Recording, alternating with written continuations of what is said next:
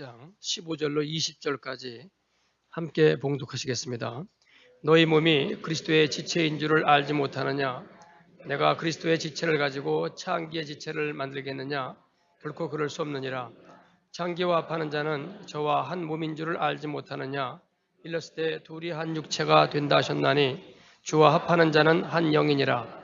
음행을 피하라. 사람이 범하는 죄마다 몸 밖에 있거니와 음행하는 자는 자기 몸에게 죄를 범하느니라. 너희 몸은 너희가 하나님께로부터 받은 바 너희 가운데 계신 성령의 전인 줄을 알지 못하느냐?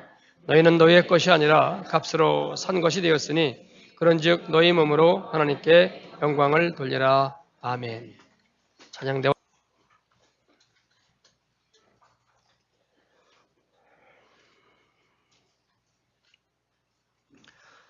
우리가 잘 알고 있는 에베소서 5장 18절 말씀에 의하면은 술 취하지 말라 이는 방탕한 것이니 오직 성령의 충만을 받으라 이렇게 말씀하고 있습니다.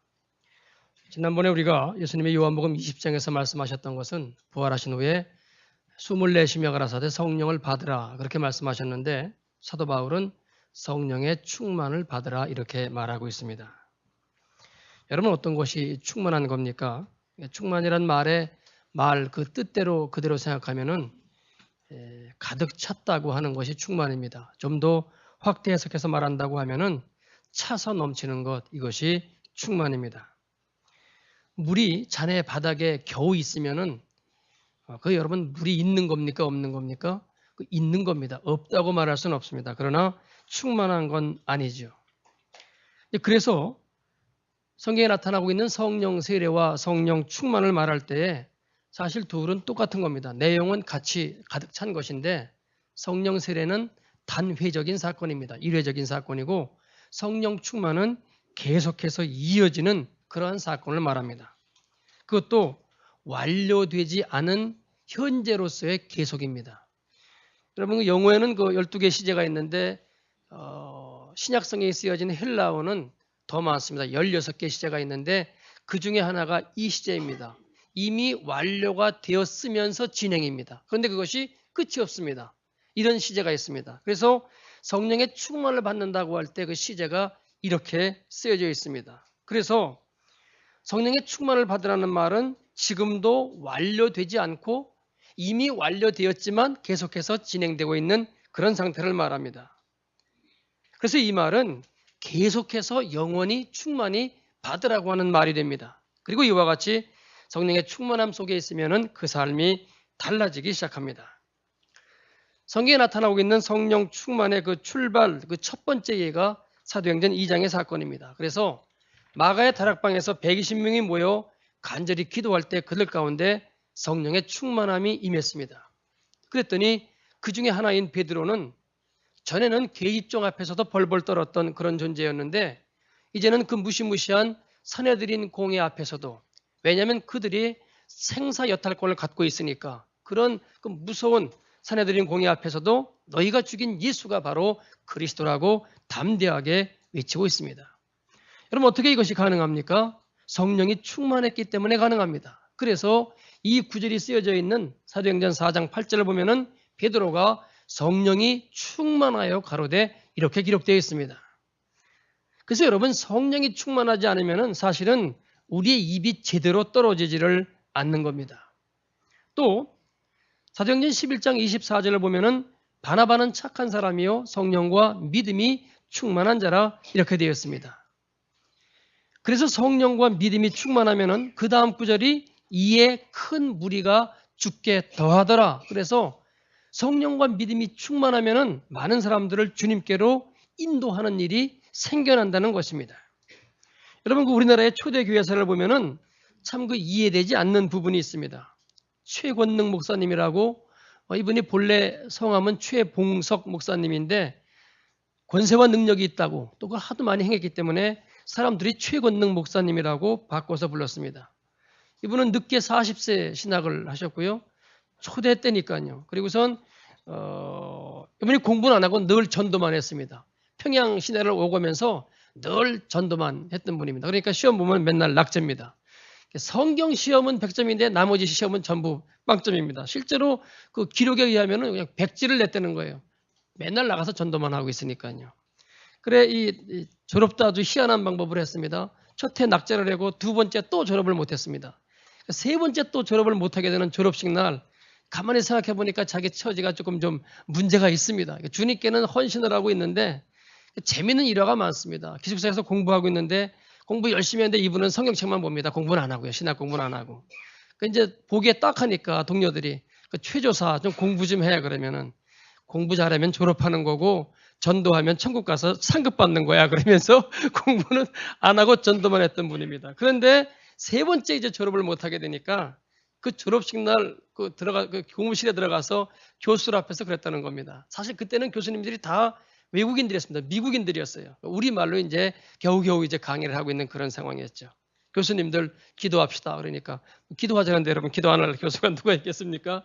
대체로 내용이 이랬던 내용이죠. 하나님, 저는 전도하느라고 바빠서 공부를 잘 못해가지고 이번에도 또 세 번째 졸업을 못하게 됐습니다.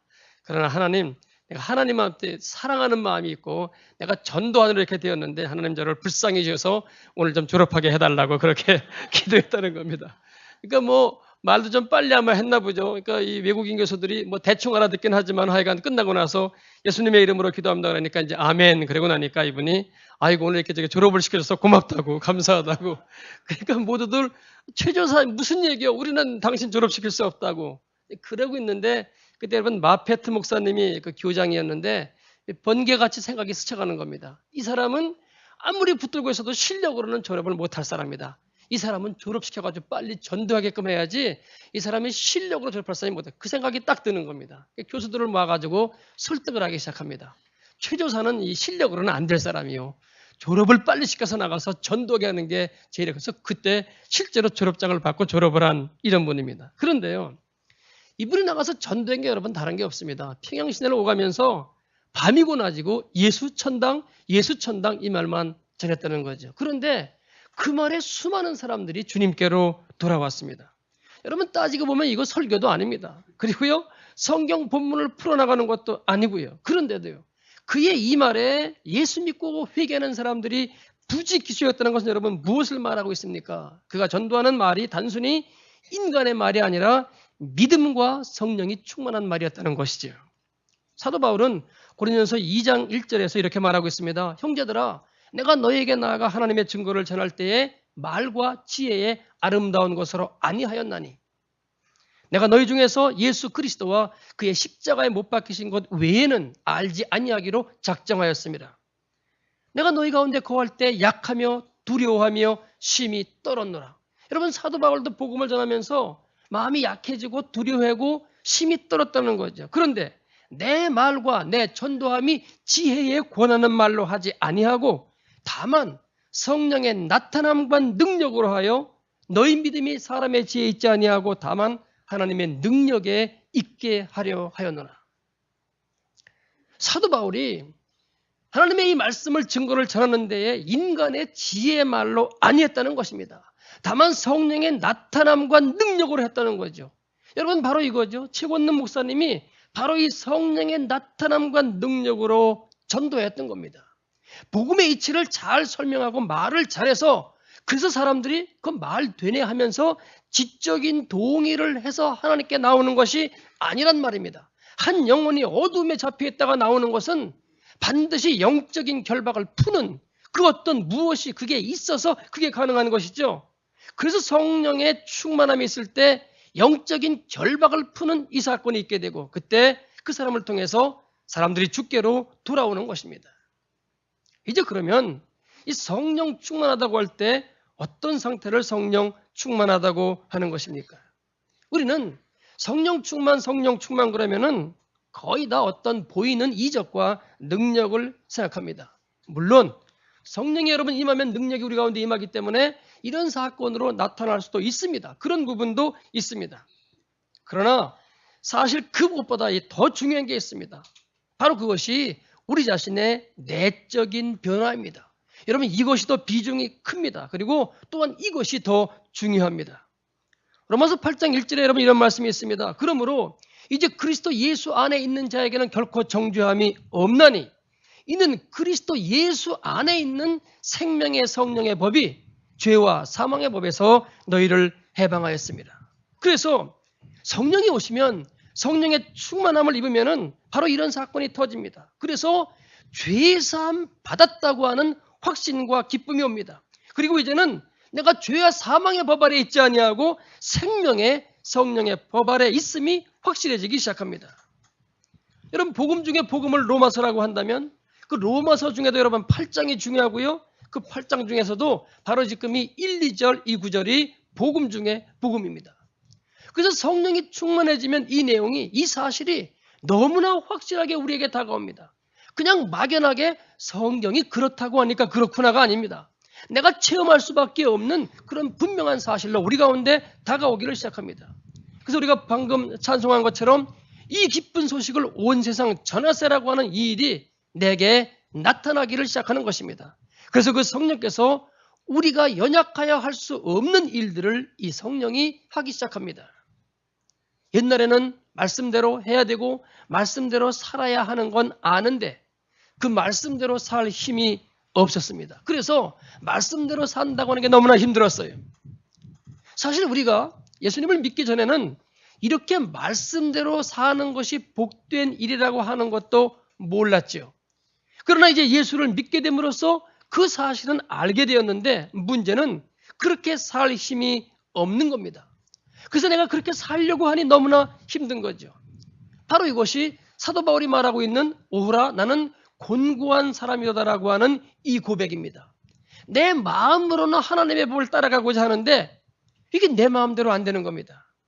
그래서 바울이 하는 말이 무엇입니까? 그러므로 내가 한 법을 깨달았노니 곧 선을 행하기 원하는 나에게 악이 함께 있는 것이로다.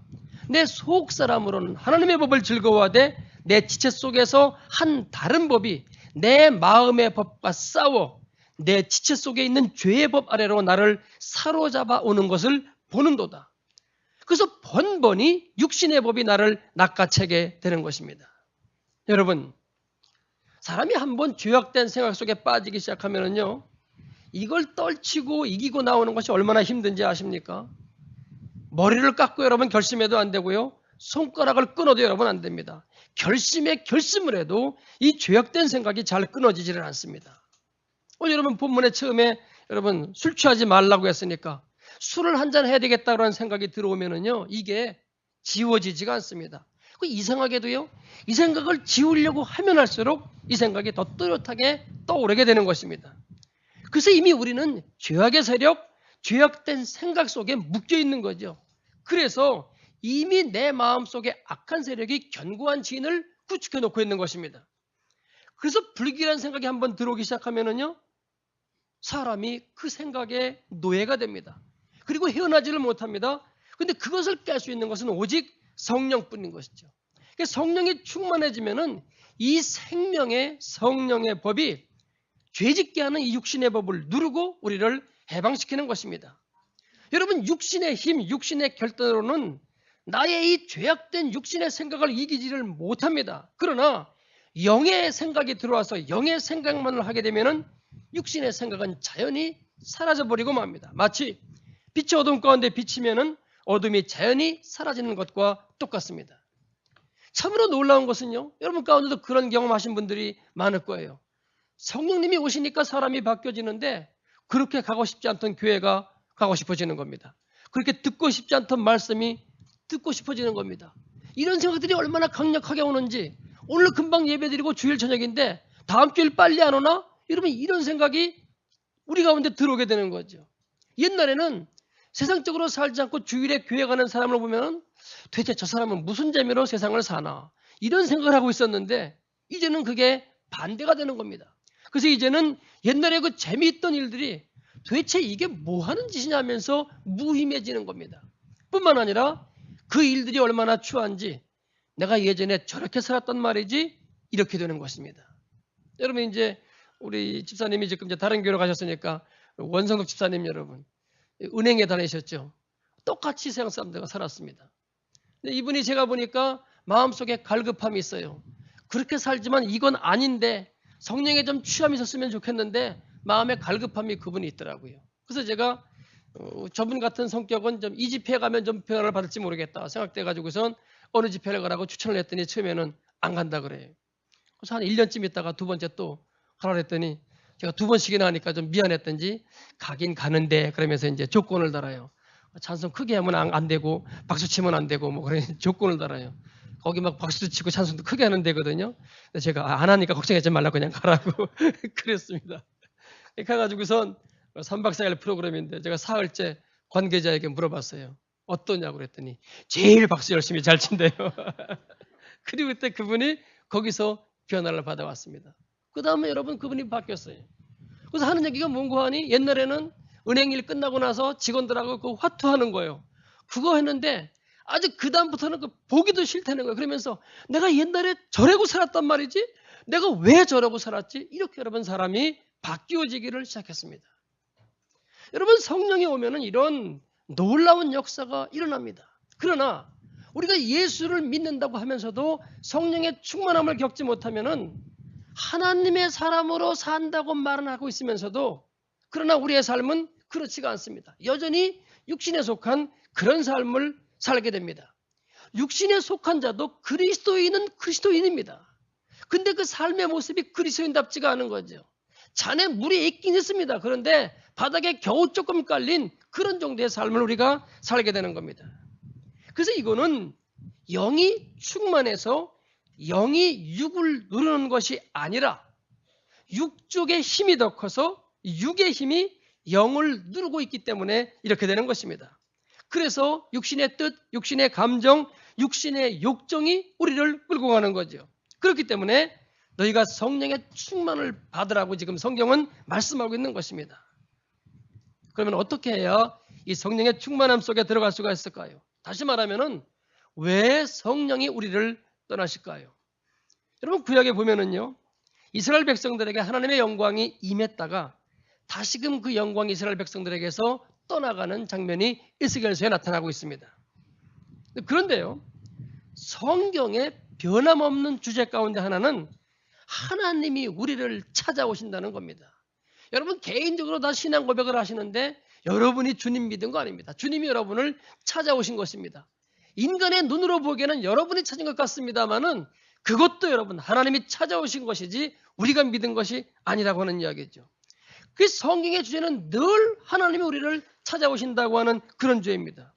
그래서 이 하나님이 우리와 함께 행하기를 원하십니다. 그렇기 때문에 임마누엘의 하나님이시죠. 하나님이 먼저 아브라함과 함께 하십니다. 그 다음에 이스라엘 민족이 애굽에서 고생하고 있을 때에 그들을 광야로 불러내십니다. 그리고는 성막을 짓게끔 하시고는 거기 거하심으로 이스라엘 백성들과 함께 하십니다. 그 다음 그들이 그 시대가 끝나고 솔로몬을 통해서 성전을 지으니까 거기 하나님의 영광이 임하면서 하나님이 거기 다시 계심으로써 이스라엘 백성들과 함께 하십니다. 근데 이런 하나님이신데 이스라엘 백성들이 하나님을 떠나서 계속해서 죄 가운데 거하기 시작하면은 하나님이 그들 가운데 계시지 못하고 그들을 떠나십니다. 그래서 중국에는 이 이스라엘 백성들이 바벨론의 포로가 되어 잡혀갑니다. 그러다가 그들이 회개하고 70년 만에 다시 돌아와서 초라하기 짝이 없지만 스룹바벨 성전을 짓자 하나님이 또다시 그곳에 임재하십니다. 그래서 하나님은 끊임없이 당신의 백성들과 함께하기를 원하시는데 이 이스라엘 백성들이 죄악 가운데 들어가게 될 때에 그때는 하나님이 그들과 함께 하시지 않고 떠나가십니다. 여러분 성령이라고 말할 때에 성령은 말 그대로 거룩한 영입니다. 그렇기 때문에 성령은 죄와 함께 거할 수가 없습니다. 그래서 우리가 죄악 가운데 거하기 시작하면 성령께서 떠나시는 겁니다. 여러분도 죄 가운데 있었었는데 저도 마찬가지고요. 예수 그리스도의 보혈로 인해서 깨끗해짐을 덧입은 거죠. 그래서 내 죄가 깨끗이 씻김을 받았습니다. 뭘로요? 예수님의 보혈로. 그런데 그 깨끗함을 받은 사람들이 성령의 기름 부음을 받으면 어떻게 되죠? 그때는 거룩해지는 겁니다. 그러면요. 거룩해진 사람들이 하나님의 성령의 기름 부음을 포기하고 다시 옛날로 돌아가면은 여러분 그는 뭐라고 말할 수가 있습니까? 이건 여러분 속화라고 돼야 되겠죠. 이 세상으로 돌아갔으니까 세속으로 돌아갔으니까 속화되는 겁니다. 아들을 하나님께 바쳤다. 그런데 취소. 그리고 그만두었다고 한다면은 바로 이게 속화입니다. 그런데요, 이 속화된 아들이 이번에는 또다시 죄에 팔려갔다. 여러분, 이건 뭡니까? 이것이 타락이 되는 겁니다. 성령은 말 그대로 거룩한 영이기 때문에 성령은 거룩의 영역에 속해 있습니다. 그런데 이 거룩의 영역이 죄의 영역 속으로 휩쓸려 들어가 버리면은 그것이 바로 죽음입니다. 왜요? 거룩은 죄와 함께 거할 수가 없기 때문에 그렇습니다. 여러분, 웃사가 죽은 이유가 바로 이것 아닙니까? 그래서 거룩에 죄가 섞였다. 그러면 그 결과는 죽음으로 끝나게 되는 겁니다. 죄와 거룩은 함께 공존할 수가 없기 때문에 그렇습니다. 여러분이 영적인 세계에 좀 더 깊이 들어가면은요, 죄와 범죄가 다른 것을 알게 됩니다. 여러분, 죄란 영적인 실체입니다. 하나의 영적인 실체입니다. 성령이 하나님의 영으로서 실체인 것처럼 죄도 여러분 하나의 영적인 실체입니다. 그래서 성령과 죄 모두가 다 영적인 실체 영역 범주를 갖고 있습니다. 그래서 이 두 존재가 각기 차지하고 있는 그 범주, 그 영역이 있단 말입니다. 그런데 우리가 죄의 영역, 죄의 범주에 들어가게 될 때에 그 죄의 영역 범주를 침범하였기 때문에 이것을 범죄라고 하는 것입니다. 그러면 여러분, 하나님의 영역 안으로 들어가는 것은 뭐라고 말해야 되겠습니까? 이것은 축복입니다. 그래서요, 성령의 충만이라는 것은 성령이 하나님의 영역이고 거룩의 영역이기 때문에 여기에는 죄가 들어올 수가 없습니다. 죄가 함께 존재할 수가 없습니다. 그렇기 때문에 성령 충만을 유지하는 것은 곧 죄를 떠나서 거룩을 유지하는 것을 의미합니다. 여러분, 오늘 본문 19절에 뭐라고 되어 있습니까?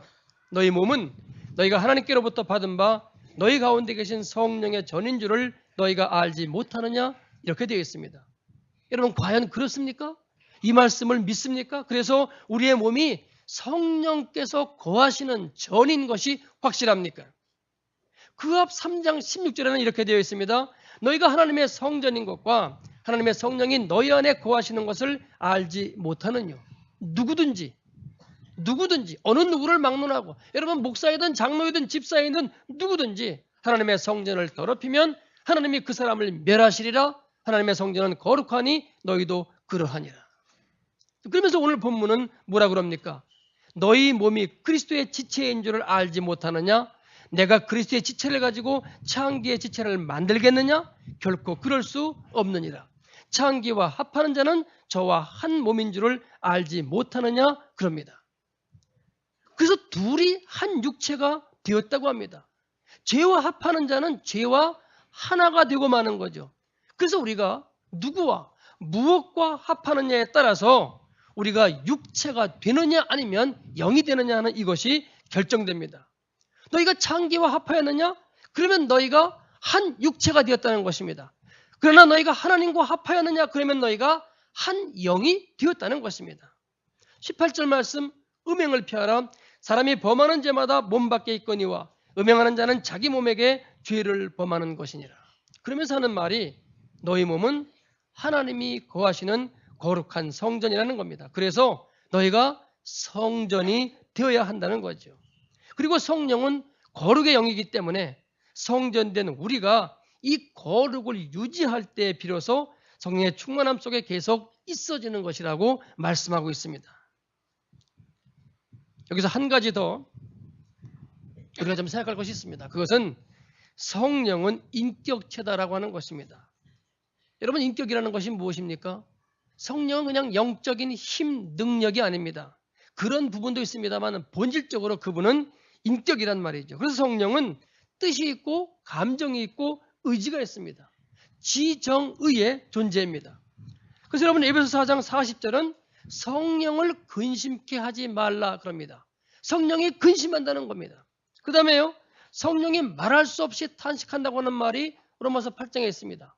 성령은 탄식하기도 한다는 겁니다. 또 은사론에 들어가면은 성령이 각 사람에게 은사를 자기의 뜻대로 나누어 주신다고 말하고 있습니다. 성령님이 뜻이 있고 자기의 의지가 있다는 거죠. 또 성령은 하나님의 깊은 것이라도 통달하시느니라 그래서 사물을 알게 되는 그런 지적인 부분도 갖고 있습니다. 그래서 지정의의 영역이 다 있는 그런 분이 그 인격체가 바로 성령이라고 하는 것입니다. 이제 그러면 여기서요, 우리가 성령을 어떻게 대해야 되느냐 하는 것이 정해집니다. 여러분 어떻게 대해야 되겠습니까?